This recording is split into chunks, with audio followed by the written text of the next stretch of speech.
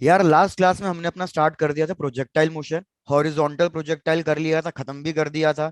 और फिर हमने स्टार्ट कर लिया था अपना एंगुलर प्रोजेक्शन। और मैंने कहा था यार मेनली देखा जाए तो यही सबसे ज्यादा इंपॉर्टेंट पार्ट भी है, एंगुलर प्रोजेक्शन। फटाफट चीजें याद करा रहा हूँ, आप मेरे को फॉर्मुलेस बता देना, आपको फॉर्मुलेस याद है या नहीं। एंगुलर प्रोजेक्शन में मैंने आपको बताया था कि हम बॉल को किसी एक एंगल पे थ्रो करते हैं। जब हम किसी भी ऑब्जेक्ट को किसी एक एंगल पे थ्रो करते हैं तो हम चीजों को हमेशा एक्स एक्सिस और वाई एक्सिस इंडिविजुअल कैलकुलेट कर सकते हैं, इंडिविजुअल Yes, ट्रीट sir. कर सकते हैं according to principle of physical independence. तो Yes, इस वेलोसिटी को एक तो मैं स्प्लिट करूंगा अलोंग दी एक्स एक्सिस, इस वेलोसिटी को मैं स्प्लिट करूंगा along the y axis. I तो मेरे agree. को ये बताओ, ये वेलोसिटी जो अलोंग दी एक्स एक्सिस आई है ये कितनी आई है? इसके साथ एंगल बन रहा है, तो जो velocity along the x axis आएगी वो कितनी आएगी? So y sin theta. Sir, device u नहीं cos of है। theta. Very Sir, u good, you cos. Cos of theta. मतलब यार जिसके साथ भी एंगल बनता है वो यू कॉस थीटा हो जाता है। जिसके साथ एंगल नहीं बनता उसका परपेंडिकुलर कंपोनेंट वो हमारे पास बन जाएगा you sine theta. Sin theta. बस ये सारी बातें थी। उसके बाद मैंने बता दिया था ये बॉल एक पैराबोलिक पाथ लेके नीचे गिरेगी, तो ये कुछ ना कुछ डिस्प्लेसमेंट कवर करेगी एक्स एक्सिस में। Whereas Yes. Y axis में इसका डिस्प्लेसमेंट कितना होगा?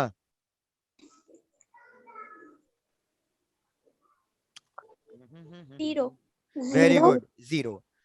यार थोड़ा सा रिवाइज। भैया हमने बॉल को जिस हाइट से थ्रो किया बॉल वापस उसी हाइट पे जाके गिर गई, तो मतलब इसने हाइट जीरो ट्रेवल करी है, ऊपर जितना गया उतना ही नीचे, तो हाइट जीरो। और हमारे पास वर्टिकल डिस्प्लेसमेंट जीरो आएगा लेकिन हॉरिजॉन्टल डिस्प्लेसमेंट आ रहेगा।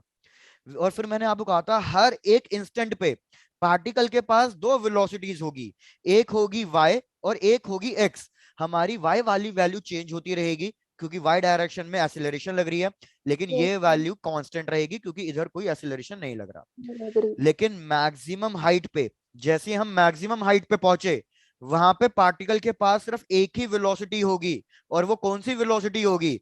सिर्फ एक्स होगी, क्योंकि मैक्सिमम हाइट पे वर्टिकल वेलोसिटी कितनी हो जाती है?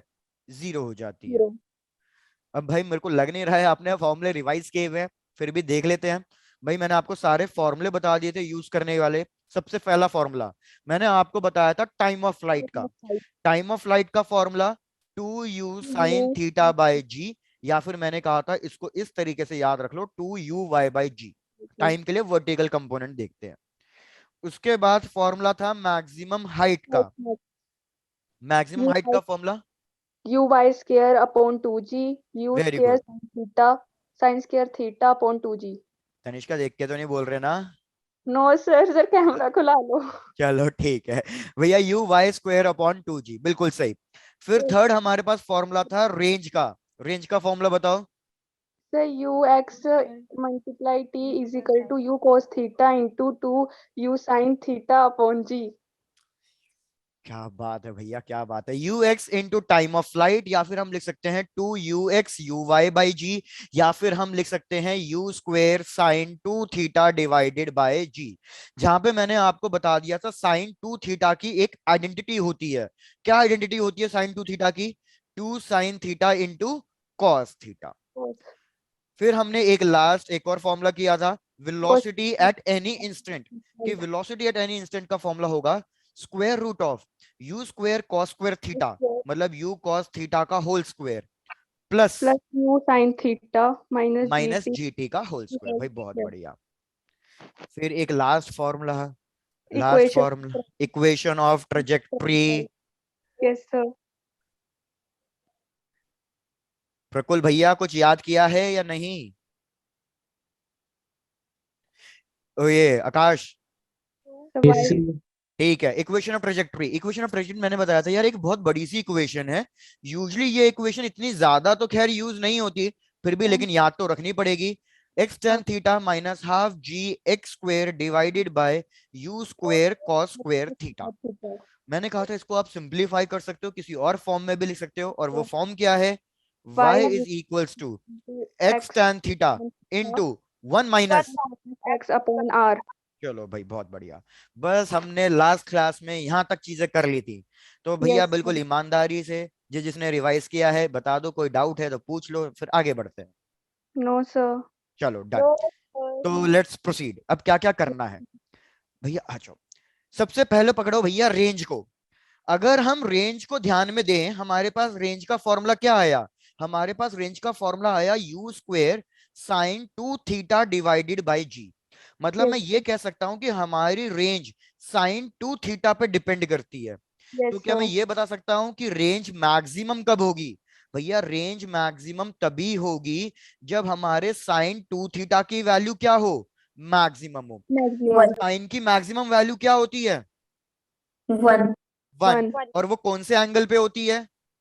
90. 90 90 डिग्री पे। degree. 90 तो मैं degree. लिखूंगा कि 2 थीटा की वैल्यू 90। अगर 2 90 थीटा degree. की वैल्यू 90 है तो मतलब थीटा की वैल्यू कितनी है फिर? 45 45 डिग्री। तो degree. ये एक इंपॉर्टेंट कंक्लूजन कि जब भी आप किसी भी ऑब्जेक्ट को 45 डिग्री के एंगल पे फेंकोगे तो वो सबसे दूर जाके गिरेगी। उस Yes, केस में sir. आपके पास रेंज मैक्सिमम मिलेगा। और वो मैक्सिमम रेंज का फॉर्मूला क्या आ जाएगा? साइन 2 थीटा बन जाएगा साइन 91। तो हमारे पास मैक्सिमम रेंज का फॉर्मूला आ जाएगा यू स्क्वेयर बाई जी। क्या Yes, पहला sir. रिलेशन क्लियर है? Yes, sir. डन। उसके बाद आते हैं अपने बाकी रिलेशंस पे। बाकी क्या क्या रिलेशंस है भैया? बाकी रिलेशन हम कैलकुलेट करते हैं कॉम्प्लीमेंट्री एंगल्स के लिए। कॉम्प्लीमेंट्री एंगल्स क्या होते हैं? सचिन एंगल को सब 90 डिग्री Some अरे 90 बहुत होता बढ़िया। है. जिनका सम 90 डिग्री होता है। तो इसमें हम क्या करेंगे? थीटा 1 एक एंगल को थीटा ही लेंगे, लेकिन दूसरे एंगल को क्या लेंगे हम? दूसरे एंगल को फिर 90 माइनस थीटा लेना पड़ेगा। Yes, जैसे फॉर sir. एग्जांपल, अगर मैं इसको 30 ले रहा हूं तो दूसरे वाले एंगल को कितना लेना पड़ेगा? 60. 60। अगर मैं इसको 75 ले रहा हूं तो दूसरे वाले एंगल को कितना लेना पड़ेगा? Sir. 15.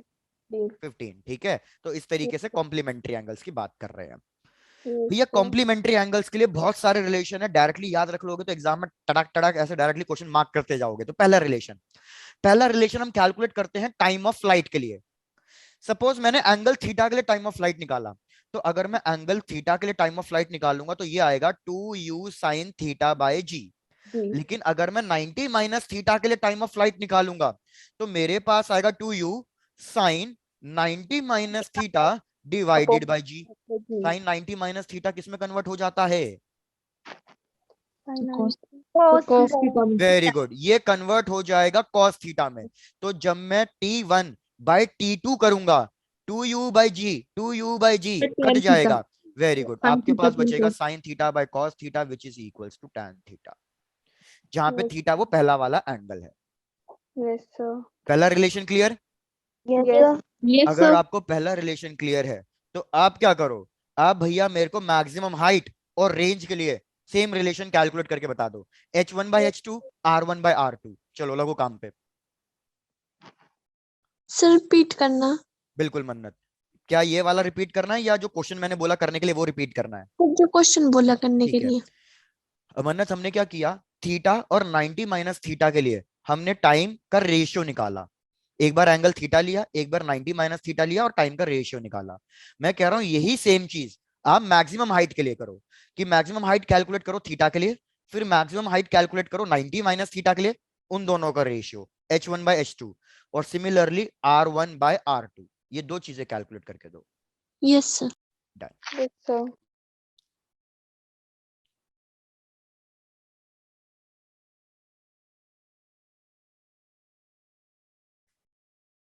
पल्लवी आपको क्लियर है? उदय?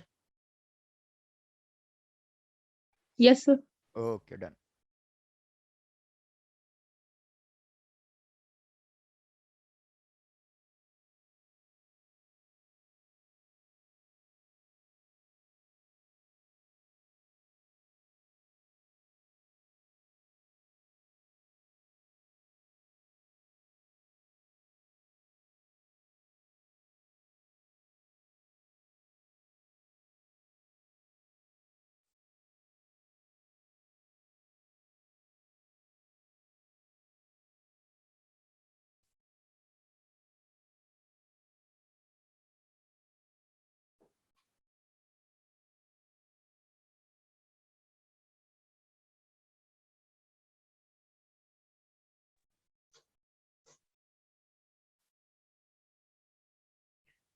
तो जब आपने कैलकुलेट किया होगा तो चलो चेक कर लेते हैं हाइट का। सेकेंड केस, हाइट के लिए एच मैक्स के लिए चीजें कैलकुलेट कर रहे हैं फॉर कॉम्प्लीमेंट्री एंगल्स। तो जब मैं H1 निकालूंगा तो ये हो जाएगा u square sine square theta divided bye 2g। लेकिन जब मैं H2 निकालूंगा तो u स्क्वेयर साइन स्क्वेयर ये हो जाएगा फिर से 90 minus theta by 2g। Again sine 90 minus theta cos theta में कन्वर्ट होता है तो ये कॉस स्क्वेयर थीटा हो जाएगा। Yes, तो जब मैं इन दोनों का रेशियो निकालूंगा तो मेरे पास आएगा sign square theta by cos square theta. तो डायरेक्टली आंसर क्या लिख दूं? tan square. yes, sir. Theta. Yes, very sir. Good. अब सबसे इंपॉर्टेंट, सबसे ज्यादा इंपॉर्टेंट है रेंज के लिए। रेंज के लिए डेफिनेटली वो पूछता है, तो रेंज के लिए ट्राई करो R1 एंड R2 और मेरे को बताओ क्या आंसर आ रहा है, क्या रिलेशन आ रहा है, So, कितना आ रहा है तनिष्का? सर अभी निकाल रही हूँ। ठीक है, मेरे को लगा आपने कुछ आंसर बोला।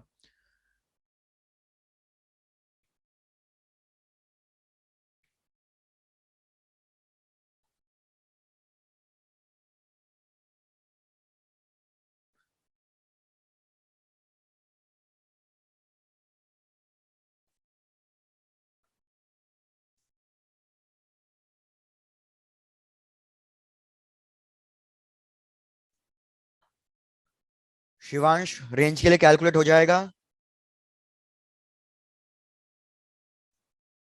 यस सर ट्राई कर रहा हूँ। ठीक है, डन।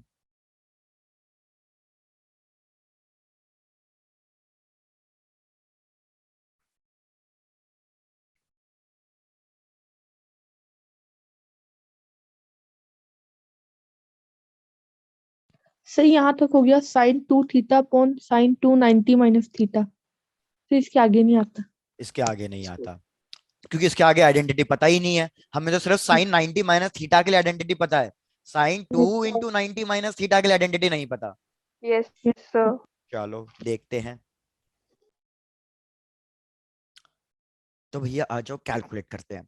R1, बहुत सारे तरीके हैं रिलेशन फाइंड करने के लिए, जो आपको कन्वीनियंट लगे आप वो यूज कर सकते हो, जो मेरे को कन्वीनियंट लग रहा है मैं वो यूज कर रहा हूँ।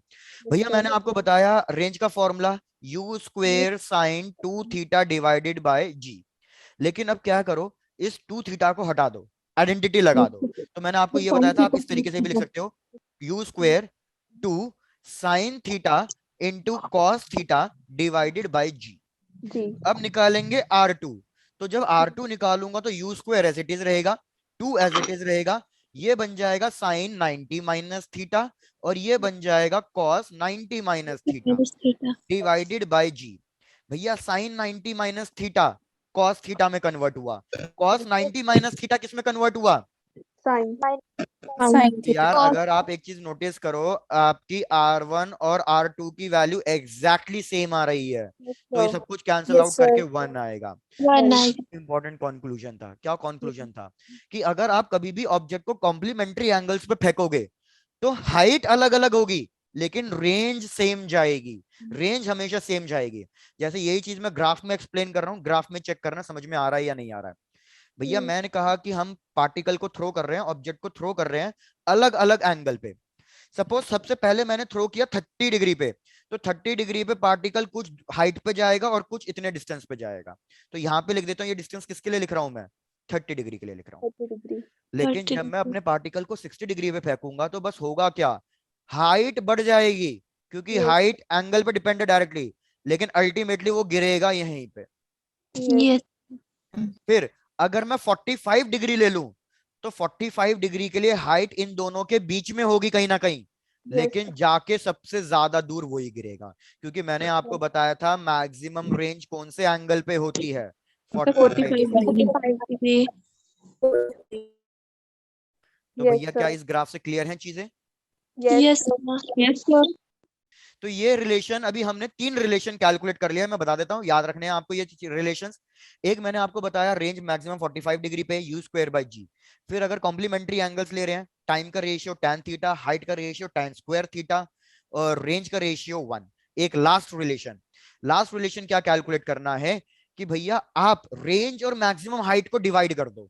अब कॉम्प्लीमेंट्री एंगल्स भूल जाओ, अब आप जनरली रेंज का फॉर्मूला रखो और हाइट का फॉर्मूला रखो और मेरे को बताओ फाइनल आंसर कितना आएगा। और ये भी एक इंपॉर्टेंट रिलेशन है जिसपे तो बहुत रिपीटिव क्वेश्चंस आए हुए हैं।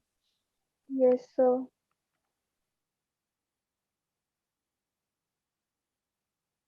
That what is the relation between the range and the height? कोई एंगल वगैरह कुछ नहीं, normal general formula for range, general formula for maximum height.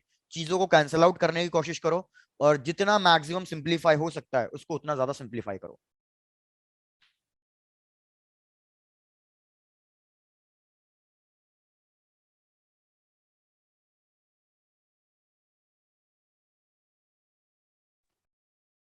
Sir ये आया sine square theta upon cos theta sine theta. उसको और ज्यादा simplify करो, कुछ ना कुछ 2 sign cos theta upon sin theta. अभी भी प्रॉपर नहीं आया, लास्ट कुछ और सिंप्लीफाई करके आएगा। चलो आपको आंसर बताता हूं, आप लोग चेक करना इंपॉर्टेंट रिलेशन क्या आना चाहिए। इंपॉर्टेंट रिलेशन आना चाहिए R is equals to 4h cot theta. Yes, sir. तो आप चेक करो आपका मैक्सिमम सिंप्लीफाई हो के कैंसिल आउट हो आके फाइनल ये आंसर आना चाहिए कि R is equals to 4h cot theta. और अगर किसी का आंसर ना है तो मेरे को बोल देना, फिर हम सॉल्व करके चेक करेंगे। Yes, sir. Sir, आ गया. आ गया? चलो Sir, आ गया. आ गया। Yes, sir. चलो 1 मिनट और लो भाई, बाकी लोग भी कंप्लीट कर लो इसे, अगर किसी का नहीं हो पाता है तो बता देना। Okay. सर नहीं आया। आ गया। नहीं आया है? चलो ठीक है, नहीं किसी एक ने बोला नहीं आया, चलो नहीं कैलकुलेट कर आया। लेते हैं, कोई बात नहीं कोई बात नहीं।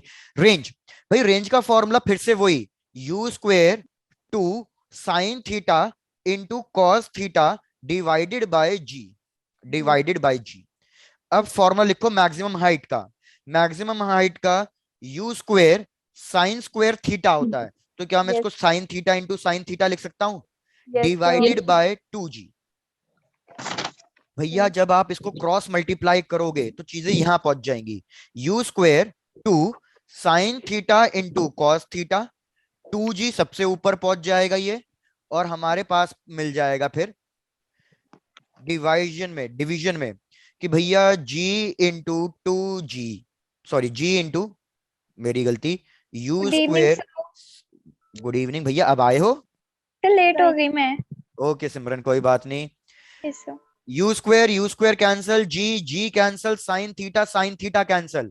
न्यूमरेटर में कितना दिख रहा है आपको, 2 इंटू 2 4, कोस और क्या बच थीटा। रहा है, कॉस थीटा, और मैंने कुछ गलती कर दी, साइन थीटा था नीचे, और मेरे को कोई बोल भी नहीं रहा है कि सर कि आप गलत लिखते जा रहे हो। Cos theta by sine theta कितना, कॉट थीटा। Cot theta. आ गया आंसर। Sir. तो भैया बहुत आसान हो जाएगा ये chapter, directly question NEET exam में तो टिक कर पाओगे अगर आप ये थोड़े बहुत रिलेशंस याद रख लो। नहीं याद हो पाए फिर तो कोई ऑप्शन ही नहीं है, एग्जाम में सॉल्व करोगे और थोड़ा सा टाइम अपना वेस्ट करोगे, बस इतना सही है फंडा।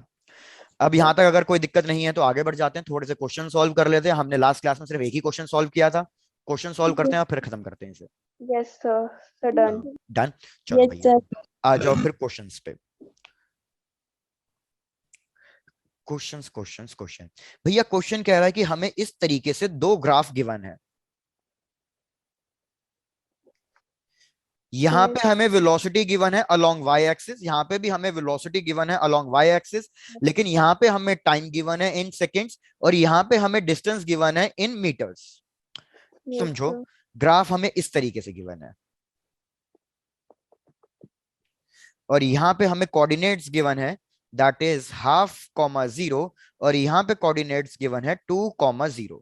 बस ये चीजें गिवन है, इसके बेसिस पे आपको क्या क्या कैलकुलेट करना है। आई रिपीट, हमें ग्राफ गिवन है वर्टिकल वेलोसिटीज के, दोनों ग्राफ वर्टिकल वेलोसिटीज के गिवन है, लेकिन एक टाइम के रिस्पेक्ट में गिवन है और एक डिस्प्लेसमेंट के रिस्पेक्ट में गिवन है। Acceleration due to gravity question ने बोला है कि भैया 10 ले लो।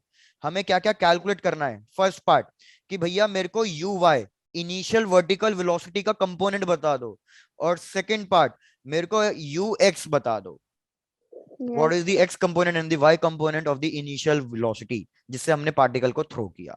चलो try to calculate. Yes, sir.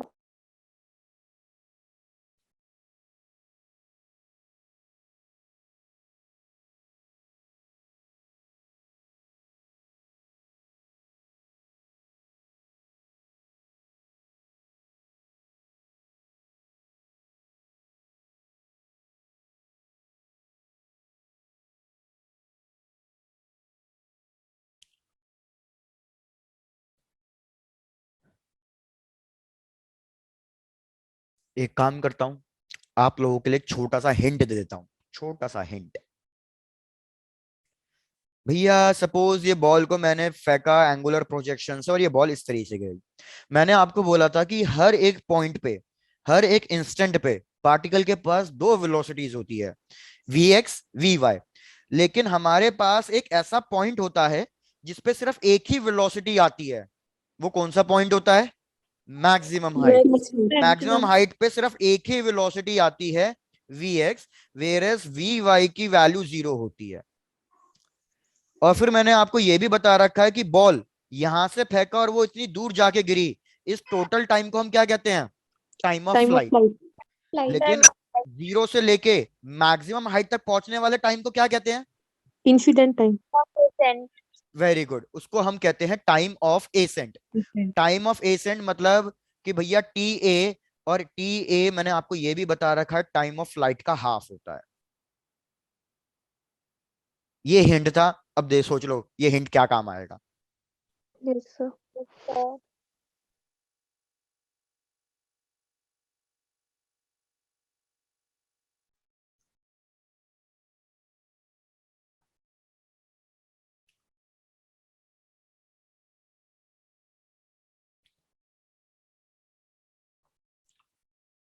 तो यार अगर आप थोड़ा सा नोटिस करो, आपको क्वेश्चन में सारी वैल्यूज दी हुई है।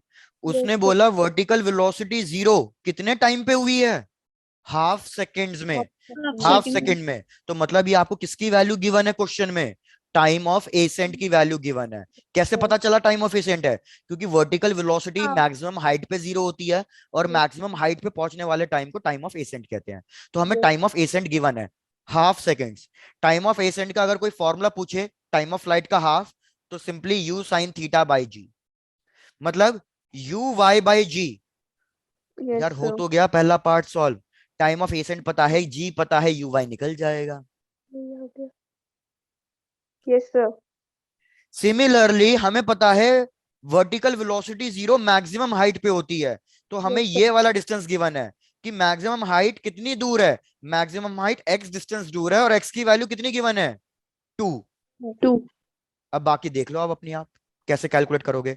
ये Yes. x एक्सिस के अलोंग हो रहा है और मैंने कहा था x एक्सिस के अलोंग आप एक ही फॉर्मूला यूज कर सकते हो, ux is equals to distance divided by time. Yes, sir. बस अब इतना मैंने बता दिया, इससे ज्यादा बताने कुछ रहा नहीं। Yes, sir. कुछ बच्चों को पकड़ना पड़ेगा, पूछना पड़ेगा कि भैया समझ में आया या नहीं आया। कोमल, दोनों कोमल बता दो भैया समझ में आया? Yes, sir. ठीक है। खुशी? Yes, sir. क्लियर है आपको? Yes, sir. डन। मेघा आपने बहुत लेट ज्वाइन किया है। No, sir. टाइम पे थे? Sir. पता नहीं, मेरे को तो नाम दिखा नहीं था आपका। सर समझ नहीं आ रहा, एक बार फिर से रिपीट करना। हाँ ठीक है, ये लगा ना सही। फिर से रिपीट करते हैं भैया, समझ में नहीं आया। आकाश फिर से तुम्हारे लिए भी रिपीट। आकाश पहले तो कुछ कुछ चीजें याद रखो, क्या क्या हमें ये चीजें भूलनी नहीं है। अगर मैं किसी भी बॉल को एंगल पे फेंक रहा हूं तो ये इस टाइप का पैराबोलिक पाथ लेगा। अब मैंने कहा हर एक पॉइंट पे दो वेलोसिटीज होती हैं, vx vy। लेकिन हमारे पास एक ऐसा पॉइंट आता है, उस पॉइंट को कहते हैं मैक्सिमम हाइट। ये पॉइंट ऐसा आता है जिसपे पार्टिकल के पास सिर्फ हॉरिजॉन्टल वेलोसिटी बचती है, वर्टिकल वेलोसिटी 0 हो जाती है। आकाश और बाकी लोग पहले ये चेक करके बताओ, यहां तक कोई डाउट है? No. डन, चलो डन, यहां तक तो आपको क्लियर हो गया। अब मैं क्या कह रहा हूं, टाइम ऑफ फ्लाइट का मतलब होता है और उसका फॉर्मूला होता है 2u sin theta by g. Time of flight का मतलब यहां से लेके पॉइंट ओ से लेके बी तक, ये टोटल टाइम कितना लगा बॉल को। मतलब मैंने फेंका और वापस बॉल को कैच किया, तो वो टोटल टाइम कितना लगा वो टाइम ऑफ फ्लाइट कहता है। लेकिन मैक्सिमम हाइट पे इस टाइम ऑफ फ्लाइट का आधा लगता है। जैसे मैंने आपको एक चीज बताई हुई है, सपोज ये मैं किसी चीज को ऊपर की तरफ थ्रो कर रहा हूं, ये 2 सेकंड ऊपर गई, तो वापस नीचे आने में कितना टाइम लगेगा? 2 सेकंड। 2 सेकंड। तो जितना टाइम ऊपर जाने में उतना ही टाइम नीचे आने में। तो कह सकता हूं ये टोटल कितनी देर हवा में थी? 4 सेकंड। 4 सेकंड। तो वही चीज मैं इधर भी कह रहा हूं कि भैया अगर total time 2u sin theta by G है, तो मतलब सिर्फ ये वाला पार्ट, यहां से लेके यहां तक जाने वाला पार्ट, मैक्सिमम हाइट तक जाने वाले पार्ट को हम कहते हैं टाइम ऑफ एसेंट। तो क्या मैं time of accent u sin theta by g लिख सकता हूं? Yes, sir. Yes, sir. Yes, u sir. sin theta क्या होता है? u sin थीटा मतलब इनिशियल वर्टिकल वेलोसिटी होता है। पहला पॉइंट तो ये समझा रहा था, Yes, sir. तो अगर आपको ये भी क्लियर है तो बहुत बढ़िया। दूसरा, भैया मैक्सिमम हाइट रेंज को दो इक्वल पार्ट्स में तोड़ देता है। मैक्सिमम हाइट रेंज को दो इक्वल पार्ट्स में तोड़ देता है। अगर नहीं भी तोड़ रहा तो भी कोई दिक्कत नहीं है। सपोज मेरे को क्वेश्चन में बोला हुआ है कि वर्टिकल वेलोसिटी 0 है, तो मैं कह सकता हूं ना वर्टिकल वेलोसिटी 0 मैक्सिमम हाइट पे होती है, तो ये वाला Yes, sir. डिस्टेंस क्वेश्चन में गिवन है x। Yes, sir. चलो डन। अब देखो क्वेश्चन में आप वापस आता हूं, चेक करना। भैया अगर आप ये ग्राफ देखो, क्वेश्चन है ये ग्राफ वर्टिकल वेलोसिटीज के लिए दिया हुआ है। क्वेश्चन ने कहा मेरे पास पहले कोई ना कोई वर्टिकल वेलोसिटी थी, लेकिन वर्टिकल वेलोसिटी 0 हो गई। कितने टाइम पे 0 हो गई? हाफ सेकंड में 0 हो गई। तो अगर वर्टिकल वेलोसिटी हाफ सेकंड में 0 हुई है, तो मतलब मैं सिर्फ इस वाले टाइम की बात कर रहा हूं, और ये वाला टाइम कौन सा टाइम हो गया? टाइम ऑफ एसेंट हो गया। तो मैंने टाइम ऑफ एसेंट को हाफ सेकंड रख दिया यहाँ पे, और उससे ui की वैल्यू निकाल ली। आकाश बताओ, पहला पार्ट क्लियर है? Yes, sir. चलो डन। पहले आप पहला पार्ट कंप्लीट कर लो आकाश, ui निकाल लो, सारे लोग ui निकाल लो। जब ui क्लियर हो जाए तो फिर ux के बारे में बताता हूँ कैसे कैलकुलेट करेंगे। Yes, sir. तो मेरे को बताओ ui की वैल्यू कितनी आ रही है? So 5 seconds. Very good, 5 seconds, 5 metre per second, very good. तो मैंने क्या Yes, करा, sir. टाइम ऑफ एसेंट को रखा हाफ, ui चाहिए था, ग्रेविटी की वैल्यू 10, तो हमारे पास भैया सीधा सीधा ui आ जाएगा, ui is equals to that is 5 metre per second. पहला पार्ट तो कंप्लीट हो गया। अब आएंगे दूसरे पार्ट पे। भाई क्वेश्चन ने बोला कि जब आपकी वर्टिकल वेलोसिटी 0 है, तो बॉल ने एक्स एक्सिस के अलोंग कितना डिस्टेंस ट्रेवल किया। यह क्वेश्चन में गिवन है ग्राफ में, Yes, सेकंड sir. वाले ग्राफ में, कि वर्टिकल वेलोसिटी 0 हो रही है और ये ग्राफ एक्स एक्सिस के अलोंग है, तो मतलब मेरी बॉल ने कितना एक्स डिस्टेंस ट्रेवल किया है? 2। तो मतलब मेरे को यहां तक का डिस्टेंस गिवन है कि ये 2 मीटर्स है। अब मैंने आपको ये Yes, भी बता sir. रखा है कि जब भी आप एक्स एक्सिस के अलोंग कोई भी चीज कैलकुलेट करोगे, आपके पास ले दे के एक ही फॉर्मूला है, ux इज इक्वल्स टू, मतलब velocity is equals to displacement divided by time. Time. Time. मेरे को ux की वैल्यू चाहिए, इस बॉल ने कितना डिस्प्लेसमेंट कवर किया? 2 मीटर्स। लेकिन ये कितने टाइम में कवर किया? जब So ball 1 by 2. Maximum height पे पहुंच गई थी, मतलब 1/2। So 1 second. 1 सेकेंड कैसे आया? The 4. Very good, 4 meter per second. 4 metre per second आएगा, क्योंकि ये 2 ऊपर चले जाएगा। Yes, sir. अगर कोई अभी भी ऐसा है जिसको नहीं समझ में आया, तो कोई दिक्कत वाली बात नहीं है भैया, दोबारा पूछ लेना। सर एक बार कर, yes, sir, आ ठीक है, गया। आ गया। एक और बार मेरे को ये बताओ, आपको कौन से पार्ट में डाउट आया? Second. सेकंड वाले पार्ट में। डन।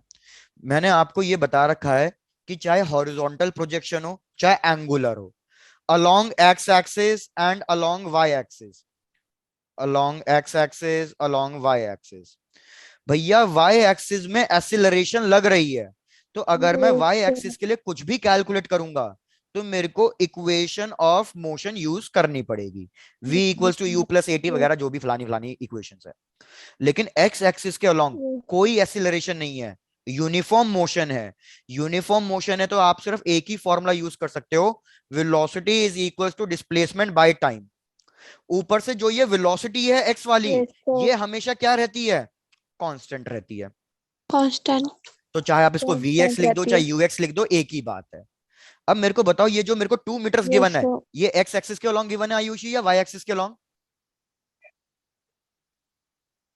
ये जो 2 मीटर डिस्टेंस गिवन है, ये x एक्सिस के अलोंग गिवन है ना?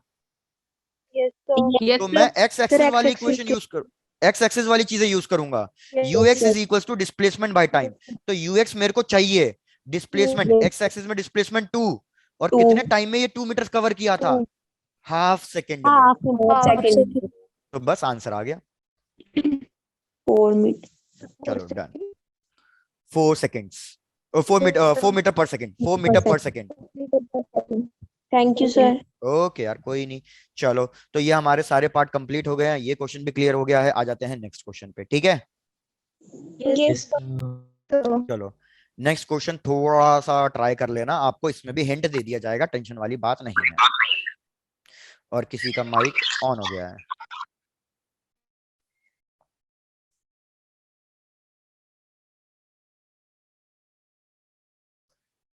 चलो भैया, ये सिचुएशन गिवन है। क्वेश्चन क्या कह रहा है कि यार हमने एक बॉल को फेंका है 45 डिग्री के एंगल पे। मैंने इस बॉल को फेंका 45 डिग्री के एंगल पे। ये बॉल एक टावर गिवन है, इस टावर की हाइट h। भैया ये बॉल टावर को जस्ट टच करके दूसरी साइड जाके गिर रही है। ये हमें डिस्टेंस गिवन है कि बॉल टावर के दूसरी साइड जाके कितनी दूर जा रही है, दैट इज b।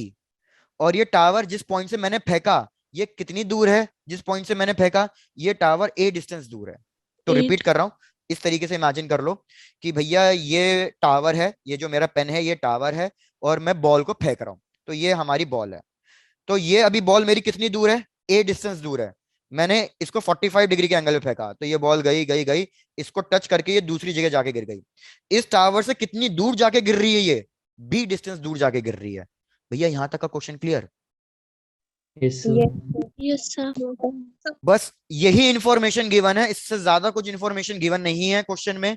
आपको क्या कैलकुलेट करके बताना है, आपको ये height of the tower calculate करके बतानी है, height of the tower calculate करके बतानी है। Yes, sir. अब एक चीज इंपॉर्टेंट है, उसको ध्यान दो। मेरे को बताओ आपको क्वेश्चन में कौन कौन से वेरिएबल्स गिवन है? A and B. Very good. आपको क्वेश्चन में सिर्फ दो ही वेरिएबल्स गिवन है, ए एंड बी। एच एक वेरिएबल है लेकिन वो तो मेरे को फाइंड करना है।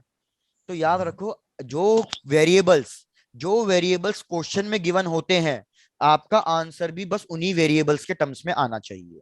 तो मतलब इतनी बात तो क्लियर है कि जो आपकी ये हाइट आएगी वो डेफिनेटली ए और बी के टर्म्स में आएगी। बाकी कांस्टेंट आ सकते हैं, कांस्टेंट मतलब कोई भी नंबर आ सकता है, ग्रेविटी आ सकती है, ये सब कांस्टेंट होते हैं। पाई आ सकता है, ये सब तो आ सकते हैं, लेकिन फाइनल आंसर में वही वेरिएबल आ सकते हैं जो क्वेश्चन में गिवन हो, उससे फालतू कोई और वेरिएबल नहीं आना चाहिए। तो इतनी बात क्लियर है कि मैक्सिमम हाइट ए और बी के टर्म्स में ही आएगी। चलो इतना मैंने हिंट दिया है, आगे ट्राई टू कैलकुलेट।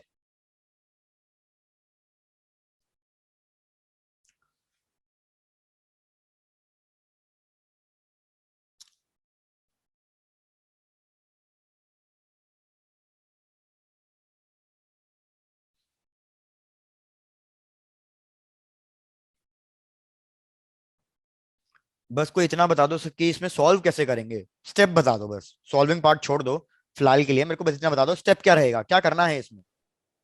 So इसमें R max होगी। आर मैक्सिमम होगी, ये भी चीज ठीक है, और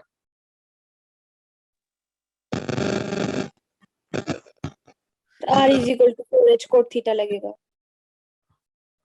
वो तो मैक्सिमम हाइट होता है। इधर ये क्वेश्चन ने बोला ही नहीं कि टावर मैक्सिमम हाइट है, ये तो कोई रैंडम हाइट है। सर रेंज होगी a प्लस b के इक्वल। बस उदय ने पकड़ लिया, बिल्कुल सही। यार देखो एक चीज आपको कैसे पता करनी है, अगर आप एक चीज ध्यान दो, मैं हाइट की बात कर रहा हूं, मतलब मैं कोई ना कोई वाई एक्सिस में बॉल ने कितना ट्रैवल किया मैं उसकी बात कर रहा हूं। तो मतलब अगर मैं वाई या ये एक्स कुछ ये चीज कैलकुलेट करने के लिए कहता, तो आपके दिमाग में उसी वक्त इंस्टेंटली क्लिक कर जाना चाहिए कि मेरे को कौन सा फॉर्मूला यूज करना है, equation of trajectory use equation of करना है। Motion. Yes sir. I repeat, जब भी मैं आपको सपोज बोलता कि सपोज ये वाली कोई रैंडम हाइट है, ऐसा कुछ भी कैलकुलेट करने के लिए कहता, तो मतलब आपके दिमाग में इंस्टेंटली क्लिक हो जाना चाहिए कि यार ये सर ने तो कुछ वाई एक्सिस में कैलकुलेट करने के लिए बोला है, या ये कुछ एक्स डिस्टेंस कैलकुलेट करने के लिए बोला है, वाई और एक्स का रिलेशन, इक्वेशन ऑफ ट्रेजेक्टरी लगा दो। इक्वेशन ऑफ ट्रेजेक्टरी में हम सिंपल वाली इक्वेशन यूज करेंगे, y equals to x tan theta 1 minus x by R. सबसे पहले आर निकाल लो। तो भैया मुझे साफ दिख रहा है आर होता है जिस पॉइंट से थ्रो किया और जिस पॉइंट पे पहुंचे, तो ये टोटल डिस्टेंस कितना है, रेंज कितनी है, A A plus plus B. A A plus plus B. B. भैया वाई, वाई मतलब मेरे को कितनी हाइट कैलकुलेट करनी है, एच।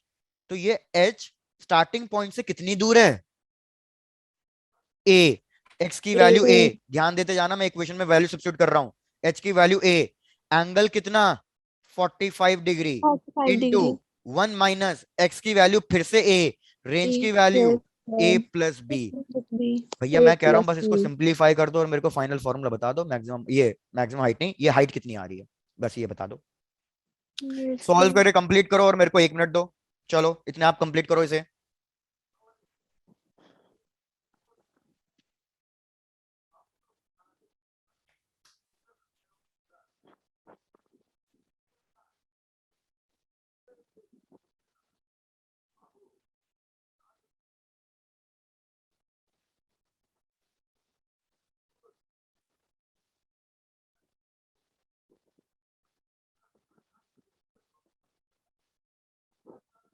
सर हो गया। बस 1 मिनट दे दो प्लीज।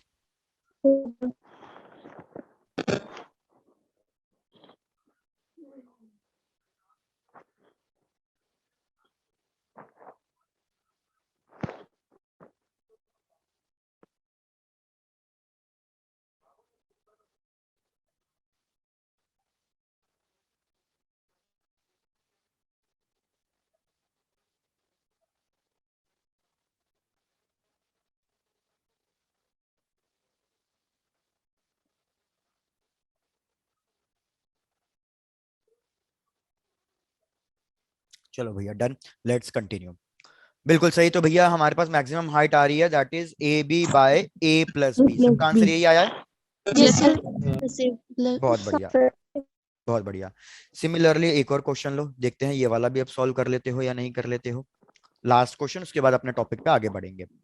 हमें यार एक इक्वेशन गिवन है कि हमारे पास एक प्रोजेक्टाइल है, मैंने किसी एंगल वगैरह पे फेंका और मेरे को इक्वेशन गिवन है y is equal to 16x minus 5x square by 4।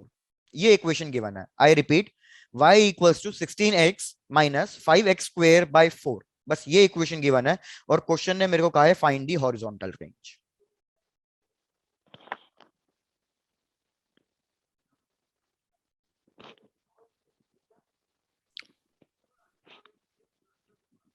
Yes, sir. Try करो।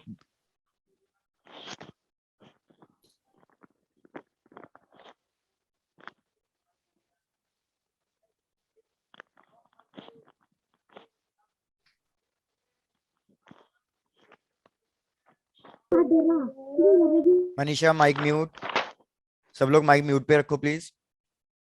Yes sir.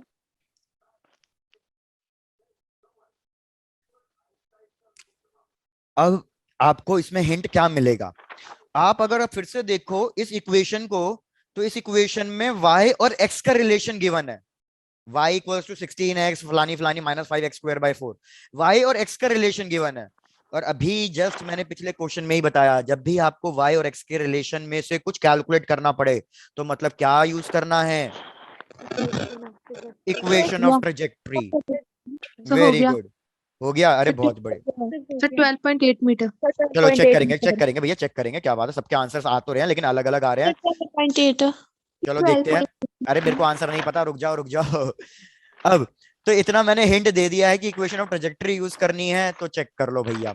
सब अपने आंसर चैट बॉक्स में लिख के भेज दो। अभी तक तो मेरे को मैक्सिमम जो आंसर दिख रहा है, जो भेजा है लोगों ने, वो 12.8 भेजा है। बाकी सब लोग अपने अपने जो जो आंसर आते जा रहे हैं भेजते चले जाओ, फिर अपने आप देख लेंगे क्या आंसर आ रहा है। Yes, sir. डन। हो अरे गया। भैया बहुत बढ़िया। Srijal unit metres, range find कर रहे हैं मीटर। सिमरन आपका एग्जैक्ट 12 आ रहा है? Yes, sir. एग्जैक्ट 12 तो नहीं आएगा यार। आपको बस करना क्या है, y इक्वल्स टू x tan theta into 1 minus x by R, इस रिलेशन में कन्वर्ट करने की कोशिश करो। तो अपने आप जो चीज डिनोमिनेटर में आएगी वो r आएगी। Yes, sir. तो हमने देखो इसको कैसे सॉल्व किया। भैया मेरे को चाहिए x tan थीटा और यहाँ पे x आना चाहिए, तो मैंने क्या किया, y is equals to 16x common ले लिया। मैंने 16x कॉमन ले लिया तो अब बचेगा 1। तो देखो x tan थीटा किसके बराबर हो जाएगा, 16x के। ब्रैकेट में 1 आना चाहिए था तो 1 आ रहा है। माइनस x अगर लिखना चाहता हूं तो एक x तो आ गया, यहाँ पे x तो आएगा, लेकिन Yes, यहाँ पे sir. फिर क्या करूं जिससे ये 16 बन जाए भैया बाहर, क्या करना चाहिए?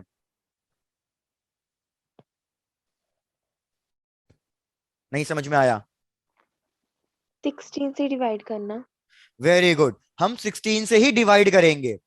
जब हम 16 से ही डिवाइड करेंगे तो उस केस में क्या होगा, ये 16 मल्टीप्लाई करके कैंसिल आउट हो जाएगा और आपके पास क्या बच जाएगा, x into x that is x square. यहाँ पे ऑलरेडी एक 4 था तो वो 4 तो रहेगा ही रहेगा। साथ के साथ अब इस 5 का बताओ, इस 5 का क्या करना है, तो क्या मैं लिख सकता हूँ इस 5 को डिनोमिनेटर में, ताकि वो अल्टीमेटली न्यूमरेटर में जाके ही चले जाएगा। Yes, sir. बस हो Yes, गया sir. सॉल्व। अब अगर आप कंपेयर करो तो आपको रेंज मिलेगा 16 into 4/5 which means 64/5 and 64.5 is 12.8 meters। तो भैया काफी लोगों ने बहुत इंस्टेंटली बहुत जल्दी कैलकुलेट किया, बहुत अच्छी बात, Yes, sir. बढ़िया। हाँ, तो अब मेरे को चेक करके बताओ, ये हमने एंगुलर प्रोजेक्शन खत्म कर लिया। एंगुलर प्रोजेक्शन में कोई दिक्कत कोई समस्या? No, sir. चलो No, डन। sir. अगर आपको कोई दिक्कत कोई समस्या नहीं है तो हम अपने नेक्स्ट चैप्टर पे आते हैं, इसमें इतना ज्यादा टाइम नहीं लगाएंगे, आ जाते हैं अपने नेक्स्ट टॉपिक नेक्स्ट पार्ट पे। Yes, sir. अब ये पर्सनली मेरे को थोड़ा सा इंटरेस्टिंग लगता है, आप देखना आपको इंटरेस्टिंग लगता है या नहीं लगता। आ जाते हैं भैया next topic that is relative motion. Really. यार एक तो सब माइक प्लीज म्यूट करो, किसी ना किसी के यहाँ से डिस्टरबेंस आ रही है, किसी की मम्मी पीछे से आवाज दे रही है, किसी का कुछ हो रहा है। गायत्री आपका ही माइक उस पे है। चलो रिलेटिव मोशन समझो कि रिलेटिव मोशन कब यूज करना है, क्या लॉजिक है रिलेटिव मोशन का। भाई सपोज इस तरीके से चीजें चल रही हैं कि मैं बिल्कुल प्रैक्टिकल एग्जांपल लेता हूं कि भैया ये मैं हूं और ये आगे चल रही है एक सुंदर सी कन्या। Yes, sir. ठीक है, इसको एस दे देते हैं, सुंदर कन्या। ये सुंदर कन्या चल रही है 10 मीटर पर सेकेंड की स्पीड से, Yes, और sir. इसको देख के मेरे होश उड़ गए हैं, तो मैं जहां था वहीं का वहीं खड़ा रह गया, मैं हूं रेस्ट पे। Yes, sir. तो मेरे को बताओ मेरे हिसाब से ये लड़की कितनी स्पीड से चल रही होगी। आकाश उससे क्या फर्क पड़ता है तो?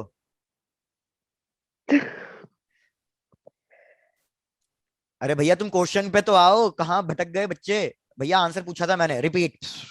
मैंने कहा आगे एक ऑब्जेक्ट या पर्सन लड़की कुछ भी चल रही है 10 मीटर पर सेकंड की स्पीड से, तो इधर पीछे मैं खड़ा हूं, मैं रेस्ट पे हूं, तो ऑब्जर्वर कौन है, कौन किसको देख रहा है? सर आप उसको देख तो रहे हो। आप लड़की को देख रहे हो। है ना? आप लड़की को देख अरे हाँ बस बस। तो भाई मैं ऑब्जर्वर हूं, क्योंकि मैं मोशन देख रहा हूं किसी चीज का, तो मैं ऑब्जर्वर हूं। और मैं किसका मोशन देख रहा हूं? मैं भैया लड़की का मोशन देख रहा हूं, तो लड़की, ये ऐसा बोलना नहीं चाहिए, बट इन दिस एग्जाम्पल लड़की will be treated as an object. ठीक है, कुछ गलत उसमें मत निकाल लेना सेंस में। तो अब मेरे को एक बात बताओ कि जब हम ऑब्जेक्ट की वेलोसिटी देख रहे हैं और जो ऑब्जर्वर देख रहा है, आपको बस ये चेक करना है कि ऑब्जर्वर रेस्ट पे है या मूव कर रहा है। तो हमने देखा भैया ऑब्जर्वर रेस्ट पे है, तो जब ऑब्जर्वर रेस्ट पे होता है ना, तो रिलेटिव मोशन का कॉन्सेप्ट लगाने की जरूरत नहीं पड़ती। क्यों नहीं पड़ती? क्योंकि भैया जब मैं रेस्ट पे हूं ना, तो मेरे को लड़की की एक्चुअल वेलोसिटी नजर आएगी। लड़की Yes, जिस sir. वेलोसिटी से चल रही है मेरे को वही वेलोसिटी नजर आएगी। तो लड़की कितनी वेलोसिटी से चल रही है? 10 की वेलोसिटी से चल रही है। तो अगर कोई मेरे से पूछेगा कि सर आपके हिसाब से वो सुंदर सी कन्या कितनी स्पीड से चल रही है, तो मैं तो बड़े खुशी से कहूंगा कि भैया 10 मीटर पर सेकंड की स्पीड से चल रही है और राइट हैंड साइड चल रही है। Yes, sir. Done? Yes, sir. बहुत बढ़िया। लेकिन अब एक दिक्कत है। क्या दिक्कत है? हमारा कॉन्सेप्ट रिलेटिव मोशन कहाँ यूज होगा? Relative sir. मोशन हमारा कॉन्सेप्ट इस तरीके से यूज होगा कि भैया ये सुंदर कन्या तो चल रही है 10 मीटर पर सेकंड की स्पीड से, लेकिन सुंदर कन्या को देख के मैं क्यों रुकूंगा? मैं उसको फॉलो करूंगा, मैं देखूंगा इसका घर कहाँ है। Yes, sir. तो मैं भी चल रहा हूं, लेकिन इसको पता ना चले कि मैं इसको फॉलो कर रहा हूं, तो मैं 2 मीटर हल्की हल्की धीरे धीरे स्पीड से चल रहा हूं। Yes, sir. अब फिर से बताओ कौन ऑब्जर्वर है और कौन ऑब्जेक्ट है? आप देखो मैं थोड़ा सा बस फनी बनाने के लिए एग्जांपल ले रहा हूँ, इसकी भावनाओं में मत चले जाना, मतलब ऐसा नहीं है कि क्वेश्चन से भटक जाओ। ठीक है? Yes, sir. तो भैया अब क्या होगा?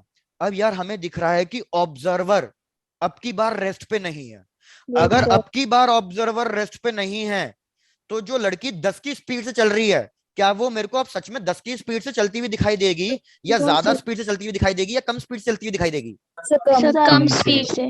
कम से। तो ये तो लॉजिक क्लियर हो गया आपको कि कम स्पीड से चलती हुई दिखाई देगी। Yes, लेकिन sir. कम स्पीड से चलती हुई क्यों दिखाई देगी और कितनी कम स्पीड से चलती हुई दिखाई देगी, वही हमारा टारगेट है कैलकुलेट करना। Yes, sir. तो रिलेटिव मोशन का कॉन्सेप्ट आप कब यूज करोगे? रिलेटिव मोशन का कॉन्सेप्ट आप तब यूज करोगे जब हमारा ऑब्जर्वर भी मोशन में हो। सीधी सीधी बात, Yes, जब sir. हमारा ऑब्जर्वर भी मोशन में हो। Yes, और sir. दूसरी बात, क्वेश्चन में ये स्पेसिफाइड होगा ऑब्जर्वर कौन है। अगर क्वेश्चन में स्पेसिफाइड नहीं है ऑब्जर्वर कौन है, तो उस केसेस में आपको अपने आप एनालाइज करना पड़ेगा कि किसको हम ऑब्जर्वर लें, तो चीजें कैलकुलेट हो जाएंगी। Yes, जैसे इस sir. केस में ऑब्जर्वर मैंने अपने आप को लिया और ऑब्जेक्ट लड़की को लिया, लेकिन Yes, जरूरी sir. थोड़ी है भैया, हम भी थोड़ी कम थोड़ी हैं, क्या पता लड़की मेरे को देख रही हो। तो उस केस में मैं ऑब्जर्वर की जगह क्या बन जाऊंगा? ऑब्जेक्ट। और लड़की क्या बन जाएगी? Observer. ऑब्जर्वर। बस इतनी सी बात है। Yes, तो ये तो sir. मैंने बहुत वैसे समझाने की कोशिश करी है, ये सब इरेज कर दूं, आगे बढ़ूं? Yes, sir. Yes, Yes, sir. चलो डन। तो भैया इन सबको इरेज कर देते हैं और अब अपने आप चुपचाप कॉन्सेप्ट पे आते हैं।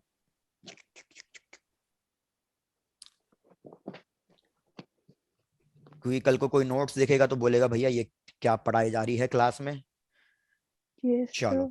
भैया, हमारे पास कोई एक ऑब्जेक्ट है, ऑब्जेक्ट ए। इन दोनों ऑब्जेक्ट को मैंने एक्स एक्सिस पे रखा हुआ है, ऑब्जेक्ट ए, ऑब्जेक्ट बी, और ये मेरा ओरिजिन है, जीरो वाला पॉइंट। तो मुझे पता है कि भैया ऑब्जेक्ट ए किसी न किसी एक पोजीशन पे, कुछ एक डिस्टेंस पे खड़ा होगा। तो भैया ये हो गया हमारे पास डिस्टेंस एक्स ए। ऑब्जेक्ट बी भी किसी ना किसी डिस्टेंस पे है ओरिजिन से, तो ये हो गया बी। तो अगर मैं ओरिजिन से डिस्टेंस लिख रहा हूं, तो ओरिजिन का मतलब हो गया ग्राउंड, मतलब अभी ये ऑब्जर्वर किस पे हो गया? रेस्ट पे। Address. तो अगर मैं कभी भी आपसे पूछता what is the position of A, अब मेरे को ध्यान से, जो मैं बोल रहा हूं उसको ध्यान से सुनना। अगर मैं बोल रहा हूं what is the position of A, तो आपके दिमाग में ये उसी वक्त क्लिक हो जाना चाहिए। अगर मैंने सिर्फ पोजीशन ऑफ ए पूछा है, तो बाय डिफॉल्ट मैं किसके रिस्पेक्ट में पूछ रहा हूं? बाय डिफॉल्ट मैं ओरिजिन या ग्राउंड के रिस्पेक्ट में पूछ रहा हूं। क्या ये चीज क्लियर है? Yes, sir repeat. एक बार फिर से बता। ठीक है, बता डन। दो. देखो एक्चुअल में अगर मैं कोई भी कहूं कि व्हाट इज द पोजीशन, जैसे इधर देखो, सपोज ये है ना नंबर लाइन है, ये 0, ये 1, ये 2, ये 3, ऐसे है ना मार्किंग्स बनी हुई है, और मैं इस नंबर पे खड़ा हूं। तो अगर मैं आपसे पूछूं what is the position of this person A, आप क्या बोलोगे? 3 फ्रॉम ओरिजिन। 3। लेकिन जो अगर मैंने आपको ये बोला पोजीशन ऑफ पर्सन ए, ये स्टेटमेंट ही गलत है, ये क्वेश्चन ही गलत है। पोजीशन कभी भी डायरेक्टली ऐसे कैलकुलेट होती ही नहीं। पोजीशन फाइंड करने के लिए कोई एक रेफरेंस चाहिए। मस्त है ना? हाँ सिमरन मस्त है, माइक म्यूट करो। हाँ इधर सुनो, मैं बोल रहा हूं कि पोजीशन, सिर्फ इतना बोलना कि पोजीशन ऑफ ए, ये स्टेटमेंट ही गलत है, ये क्वेश्चन ही गलत है। कभी भी पोजीशन ऐसे कैलकुलेट होती ही नहीं है। Position sir. फाइंड करने के लिए ऑब्जर्वर चाहिए कि भैया ऑब्जर्वर कौन है। तो अगर मैंने सिर्फ इतना बोला पोजीशन ऑफ ए, तो बाय डिफॉल्ट आपको क्या अज्यूम करना है कि पोजीशन ऑफ ए का मतलब क्या है? कि मैं ए की पोजीशन पूछ रहा हूं किसके रिस्पेक्ट में?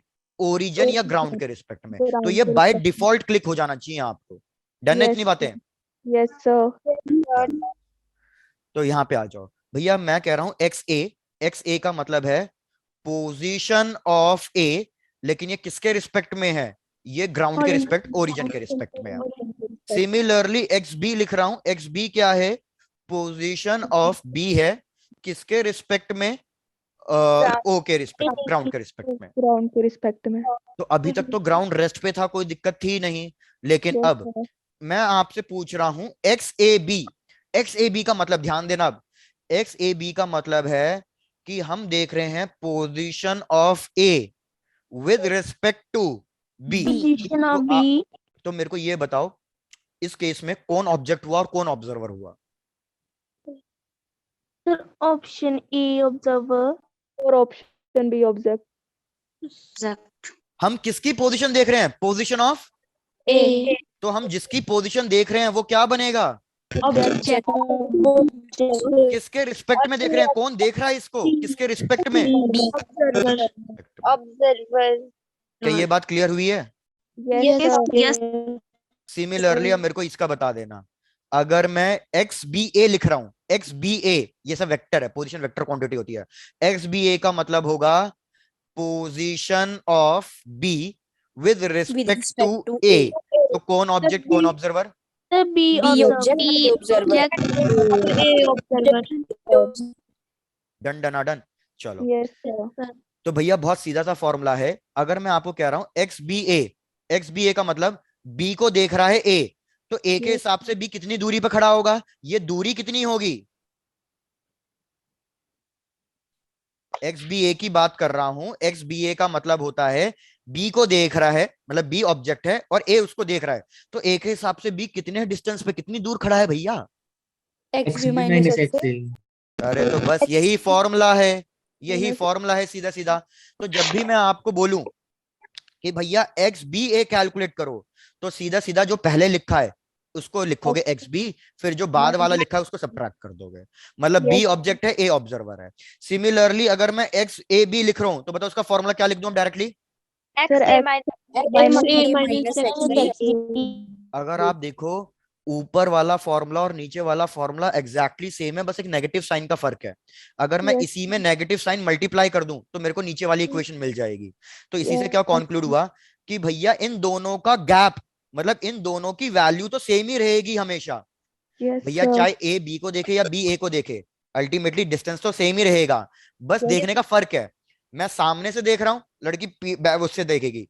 तो भैया Opposite. इसलिए बस हम वेक्टर फॉर्म में अगर लिखें, ये मॉड का मतलब क्या है? Value, value Value. सेम होगी। वेक्टर लगा दिया तो मतलब डायरेक्शन भी देखना है, तो डायरेक्शन बस इक्वल एंड अपोजिट Opposite. होगी। Opposite. Yes, sir. चेक करो अब यहाँ तक की बातें क्लियर हैं, और क्लियर है तो नोट डाउन कर लो, Yes, sir. छाप लो और छाप के बता दो। Yes, sir. Sir, Yes. done. Done, बहुत बढ़िया भैया, अति उत्तम। Sir, 2 minute. हाँ बिल्कुल सिमरन। सर आपने नेगेटिव साइन क्यों लगाया है? ये लास्ट वाले में यस सर। नेगेटिव साइन ये बताने के लिए लगाया है कि एक्स ए बी और एक्स बी ए की वैल्यू सेम आएगी, लेकिन डायरेक्शन अलग अलग आएगी। ए के Yes, हिसाब sir. से इधर, लेकिन बी के हिसाब से इधर, Yes, sir. इसलिए। चलो अब लास्ट मुद्दे की बात। लास्ट मुद्दे की बात क्या है? फॉर्मूला तो यही चलेगा, लेकिन Yes, इस sir. फॉर्मूले में एक्स बी और एक्स ए जो भी आप वैल्यू रखोगे, ये ऊपर मैंने एरो लगाया है, एरो का मतलब वेक्टर क्वांटिटी, तो आप वैल्यू के साथ डायरेक्शन भी देखोगे, मतलब आप साइन के साथ वैल्यू रखोगे। एग्जांपल मैं दूंगा, टेंशन मत लो, लेकिन साइन के साथ वैल्यू रखने का मतलब क्या है? राइट हैंड साइड अगर कोई भी चीज जा रही है पॉजिटिव, लेफ्ट हैंड साइड कोई भी चीज जा रही है नेगेटिव, Negative. ऊपर जा रही है पॉजिटिव, नीचे जा रही है नेगेटिव। दो Yes, sir. एग्जांपल मैं दे रहा हूं, उसके बाद नेक्स्ट क्वेश्चन सॉल्व करना आपका काम होगा। Yes, तो sir. एग्जांपल 1,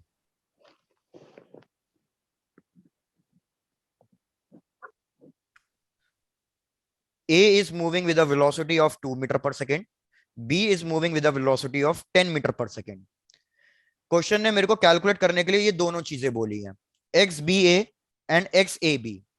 तो सबसे पहला पार्ट मैं कैलकुलेट कर रहा हूं, चेक करना। एक्स बी ए का मतलब होगा एक्स बी माइनस एक्स ए। एक्स बी की वैल्यू बताओ, 10 है, प्लस 10 लिखूं या माइनस 10 लिखूं? Plus 10. प्लस 10, क्योंकि राइट हैंड साइड जा रहा है। Yes, Yes, sir. sir. बीच में नेगेटिव साइन, एक्स ए की वैल्यू, एक्स ए की Plus. वैल्यू 2 प्लस 2 में, तो यहाँ पे 2, तो ये हो जाएगा 10 माइनस 2, तो कितना हो जाएगा? 8. Meter second. एक्स बी ए का मतलब क्या था? बी को देख रहा है ए, तो मेरे हिसाब से पर्सन बी जो आगे चल रहा है वो मेरे को कितनी स्पीड से जाता हुआ नजर आएगा? 10 की जगह वो मेरे को 8 मीटर पर सेकंड की स्पीड 8 से जाता हुआ meter per नजर आएगा। second. Yes, sir. अब आपको एक्स ए बी कैलकुलेट करने की जरूरत ही नहीं है, आपको पता है ये दोनों इक्वल वैल्यू होगी, बस अपोजिट होगी, तो डायरेक्टली आंसर क्या लिख दोगे यहाँ पे? Minus 8 meter per Meter per second. second. Minus 8. लेकिन मैं आपको कैलकुलेट करके प्रूव करूंगा, ऐसे थोड़ी है। तो हम Yes. लिखेंगे एक्स ए माइनस एक्स बी, एक्स ए की वैल्यू पॉजिटिव में 2 माइनस एक्स बी की वैल्यू पॉजिटिव में 10, तो देखो ये माइनस 8 आ गया। Minus 8 per second, meter per second. Yes, sir.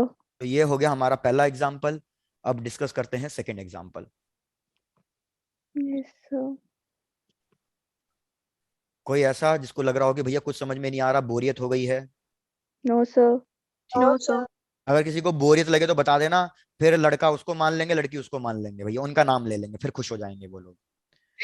चलो इधर जैसे आकाश का मैसेज आ जाएगा कि सर मेरे को ले लो, ए आकाश, चलो आकाश तुम्हें ले लेते हैं। आकाश ये तुम हो, 2 मीटर पर सेकंड की स्पीड से चल रहे हो। पर्सन बी बताओ किसको लेना है? वो मैसेज भी आ गया उसका। अरे जल्दी बता दो। चलो भैया ये 10 मीटर पर सेकंड के हिसाब से फिर से वही वाली बात है, एक्स बी ए फाइंड करना है। तो फिर से यार वही एक्स बी ए का मतलब एक्स बी माइनस एक्स ए। अब ध्यान देना, एक्स बी की वैल्यू क्या लिखने हैं, -10 माइनस एक्स ए की वैल्यू +2। तो ये आ जाएगा हमारे पास -12 मीटर पर सेकंड।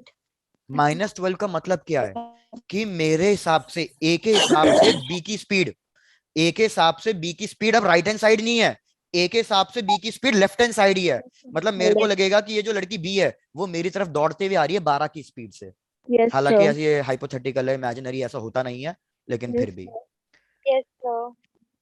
अच्छा ये सर भी बोल रहे हो, वाह बहुत बढ़िया। So, एक्स ए बी का मतलब फिर से वही एक्स ए माइनस एक्स बी। तो भैया फिर से अब आप कैलकुलेट करके, वैसे तो देखने की जरूरत ही नहीं है कि डायरेक्टली आंसर कितना आना चाहिए, +12 आना चाहिए। प्रूव करते हैं, एक्स ए की वैल्यू 2 माइनस एक्स बी की वैल्यू -10, तो ये हो जाएगा 2 + 10 12 मीटर पर second. meter per second. Yes, sir. तो अब बी को लगेगा क्या, बी को लगेगा कि ए उसकी तरफ राइट हैंड साइड बढ़ता हुआ आ रहा है 12 की स्पीड Yes, से। sir. बिल्कुल Sir, done. भैया सब लोग कंप्लीट कर लो। Sir, done. Sir, Done? done. चलो बहुत बढ़िया, डन सर। बढ़ते हैं आगे। अगर आपको ये सारी बातें समझ में आ गई हैं तो अब जरा इस पे फोकस करते हैं। Yes, sir.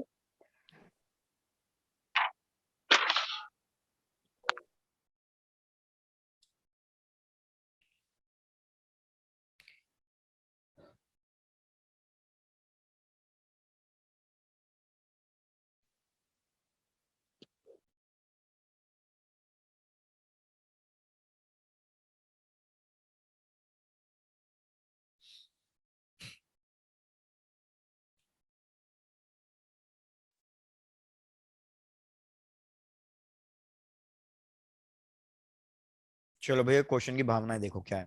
Yes, sir. हमारे पास एक बिल्डिंग है जिसकी हाइट गिवन है 125 मीटर्स। ये एक इंपॉर्टेंट क्वेश्चन है। एक बिल्डिंग है जिसकी हाइट है 125 मीटर्स और बॉल, हमारे पास दो बॉल्स है, ball A and ball B. Ball A को मैंने नीचे फेंका है, ड्रॉप नहीं किया, नीचे फेंका है 20 की स्पीड से, और उसी वक्त बॉल बी को ग्राउंड से ऊपर की तरफ फेंका है 30 की स्पीड से। ये सब कुछ एक ही लाइन में हो रहा है। तो अगर ये सब कुछ एक ही लाइन में हो रहा है तो हमें पता है ये कहीं ना कहीं बिल्कुल टकरा जाएंगी बॉलें। Yes, sir. तो क्वेश्चन ने वही पूछा है, find the time of collision, की भैया ये दो बॉल्स कहां टकराएंगी। अब एक चीज ध्यान दो भैया, मेरे को बताओ क्या ये बिल्कुल मिड पॉइंट पे टकराएंगी या कहीं ना कहीं और टकराएंगी। Mid point पे.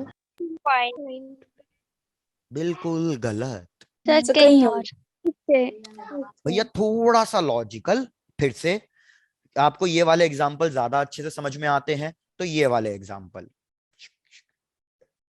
भैया लड़की भाग रही है मेरी तरफ 30 की स्पीड से, मैं उसकी तरफ भाग रहा हूं 20 की स्पीड से, तो क्या हम दोनों मिड पॉइंट पे मिलेंगे। मिड पॉइंट पे क्यों मिलेंगे, No, या sir. मेरी स्पीड कम है उसकी Side स्पीड से- ज्यादा है, तो डेफिनेटली वाली जिसकी स्पीड ज्यादा है वो ज्यादा डिस्टेंस ट्रेवल कर लेगी, तो भैया वो कहीं ना कहीं यहां तक पहुंच जाएगी और उतने ही टाइम में मैं कहीं ना कहीं यहीं तक ही पहुंच पाऊंगा। तो हम दोनों कभी भी मिड पॉइंट पे नहीं, कहीं ना कहीं दूसरी साइड मिलेंगे। क्या ये बात क्लियर हो गई है। Yes, yes sir. सर।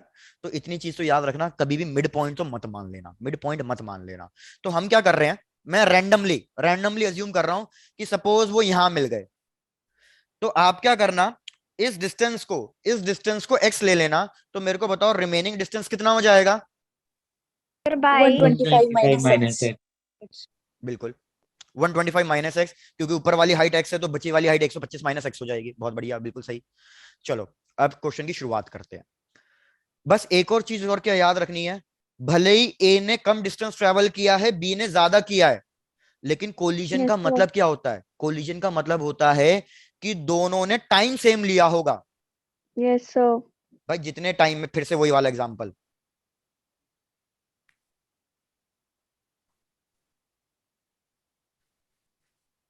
भैया ये तेज स्पीड से भाग रही थी, Yes, ये 20 की स्पीड से भाग रहा था, तो ऐसा तो हुआ ही नहीं कि लड़की खड़ी हो गई यहाँ पे और वेट कर रही है कि तू आ, नहीं ऐसा नहीं हो रहा था भैया। जितने टाइम में लड़की यहाँ पहुंची उतने ही टाइम में मैं यहाँ पहुंचा, तो कोलिजन है।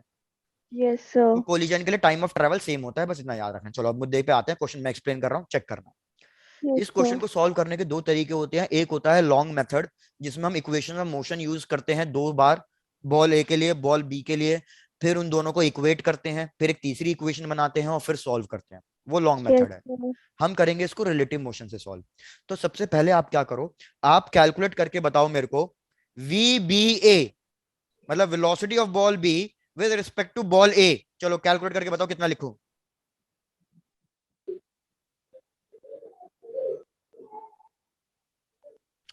वी बी की वैल्यू +30 माइनस वी ए की वैल्यू -20. -20। बहुत बढ़िया। तो हमारे पास इन दोनों की रिलेटिव वेलोसिटी आ जाएगी 50 मीटर/सेकंड। मुझे कैसे पता चला कि इधर रिलेटिव का कॉन्सेप्ट लगाना है? क्योंकि इधर दोनों ऑब्जेक्ट मूव कर रहे हैं, मतलब ऑब्जेक्ट ऑब्जर्वर दोनों ही मूव कर रहे हैं। सिमिलरली मेरे को इन दोनों के बीच का डिस्टेंस बताओ। इन दोनों के बीच में डिस्टेंस कितना है? ए और बी के बीच में दूरी कितनी है? 125 meter. बहुत बढ़िया। लेकिन अब ध्यान दो, मुझे चेक करना पड़ेगा कि ये यूनिफॉर्म मोशन है या नॉन यूनिफॉर्म मोशन है।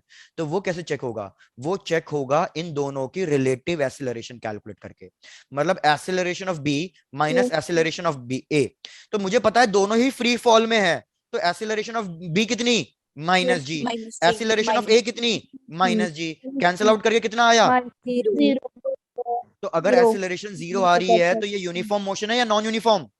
Uniform. और जब भी यूनिफॉर्म मोशन होता है कौन सा फॉर्मूला यूज कर सकते हैं? बस तो यार आपको वेलोसिटी पता है, डिस्प्लेसमेंट पता है, टाइम ही तो पूछ रहा हूं मैं, कर दो कैलकुलेट। 2.5 सेकंड। आ गया आंसर। अरे क्वेश्चन खत्म। अरे बढ़िया बढ़िया बढ़िया।